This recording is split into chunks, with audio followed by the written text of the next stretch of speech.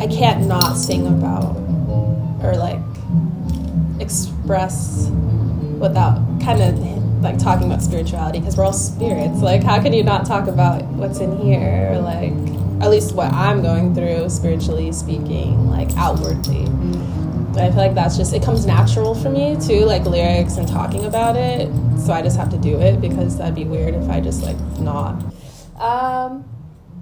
So the EP's called Stardust, and there's 5 songs, and the first one is Inside of Me, which we dropped a music video for that, directed by Mickey, and yeah, we just dropped that kind of recently. And then number 2 is gonna be Divine, also made a music video for that in New York, me and Kat, just us 2 running around. If you have not seen it yet, you should.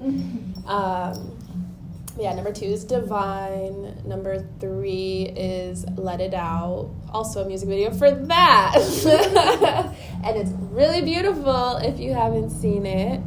And number 4 is Stardust, the leading title of the EP. That song's really special. No video for that one yet. And then 5th song is Deep Down in the Water, which is a very special song as well. And it's produced by Jordan and Gora, and they're really sick producers and musicians, and I'm grateful to have that song with them. So yeah. They're 4, produced by me, written by me, recorded by me. Yeah, which I'm very proud of, because, you know, it takes a while for you to get to a point where you can do like your own stuff and feel confident in it too. That's like a whole different thing. Musicians that inspire you, or even just artists?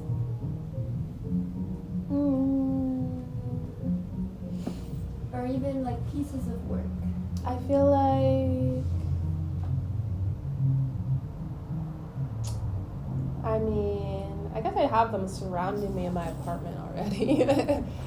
I love Minnie Riperton a lot. I feel like I definitely don't have that crazy ass vocal range like her, but I just like aspire to have that that she just has this really special pure sound, and you know it's true, and the most like delicate thing, I don't know, it's just her energy that, and I vibe with that from the moment I heard like a Minnie Riperton song when I was little with my grandma. So I feel like, yeah, she definitely inspires me to just stay true to that like purity and authenticity and delicateness and sensuality too. Like, she makes some sexy songs, and it's done so well. Ugh, it's so good.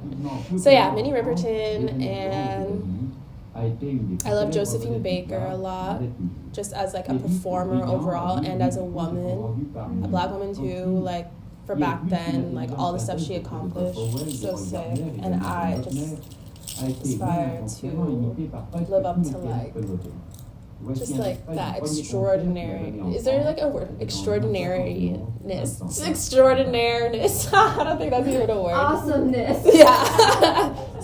Coolness. That, yeah, like it's just like, wow, like Josephine Baker, I love her a lot. I love Jeff Buckley, obviously, a lot. I feel like everyone that's close to me knows this.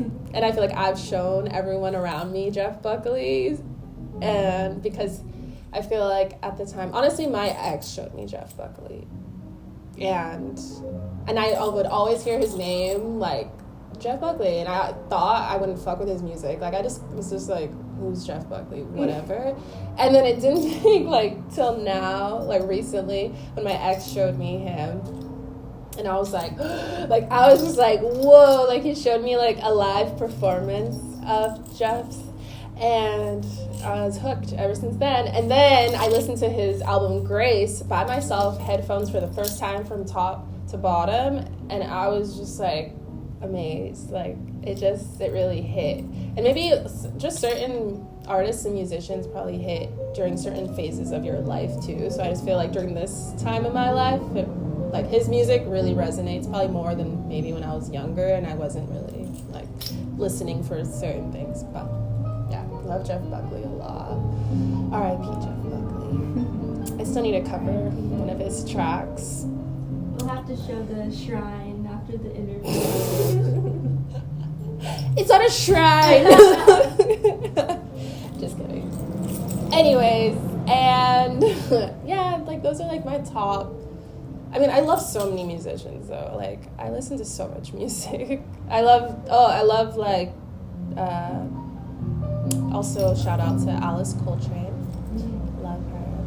And her husband, John Coltrane, like the sickest couple ever. I think just the culmination of everything that I've gone through in the last 4 years of probably living in LA, which is interesting. And like now this EP is like birthed from like all the life experience, I guess, of living here in this city. What is it like living in LA for you? Like, do you hate it or do you like love it, or are you like? I love it. I have a love-hate relationship with it, I think. I think a lot of people do, though, but especially right now, I feel like I do enjoy it right now. Like, because once you find, like, your group of people, obviously it's a lot easier and it makes life more enjoyable when you are surrounded with other like-minded, like great humans that you can also create with too, on top of just like connecting already. But so I feel like that is a big thing that helps you enjoy Los Angeles more. What caused you to move to Los Angeles? Modeling, because I got signed out here with an agency, and then I'm from Riverside, so I would drive back and forth from Riverside to here for like a year straight while I was saving up money while modeling, and then finally moved when I had enough money to like get on spot with one of my other exes. Then we like had a space here, so that's what caused me to move here, was modeling. Literally, that was it. Do you think for you there is a connection between modeling and music, or when did you kind of like what did those two mean to you? Because I remember you said something about how modeling, like, it's kind of, I forget what you're talking about, but expressing yourself, like modeling is kind of the gateway into like creative. Yeah. Talk about that. I think that yeah, for me, modeling was for sure the thing that like helped me become more confident, like being in front of a camera, in front of other people too, and not caring too, like how you like came off or like how you're posing, whatever. Like you just had to like do your job and be fine. So I feel like modeling really helped me with confidence, with expression, with like expressing myself through my body and face movement, like just everything. And then also some discipline in there too, because you have to be like on top of like yourself with modeling too, like when you're just busy running around, going to castings, having to be on time, making sure you make a good impression, making sure you make good connections with these people, because they can also keep hiring you in the long run. Like you have to just be on top of it. You kind of are your own boss in a sense too. Like you have an agent, but like they're just sending you the email. Like it's up to you to make these like connections with these people. And also, yeah, it just taught me a lot, like how to like, yeah, deal with others like in these different settings too. So then like connecting it with music, I feel like more to do with like performance, like being confident when you perform, and like expressing yourself when you perform and not caring what anyone else thinks. And if they connect, they connect, and if they don't, they don't. So I think that's how it ties in with music.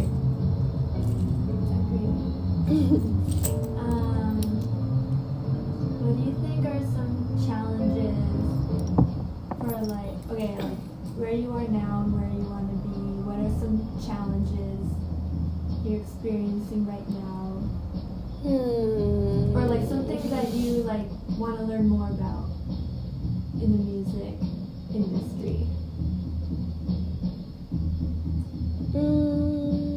I mean, well, challenges. I've already gone through a couple things where, like glimpses of like, oh, like as a woman being in this, like the music industry, and especially starting off, and already being like a small little fishy in a big ass pond with so many other fishies that are trying to be musicians too, and are also like trying to find their way through it all. It can be so intimidating.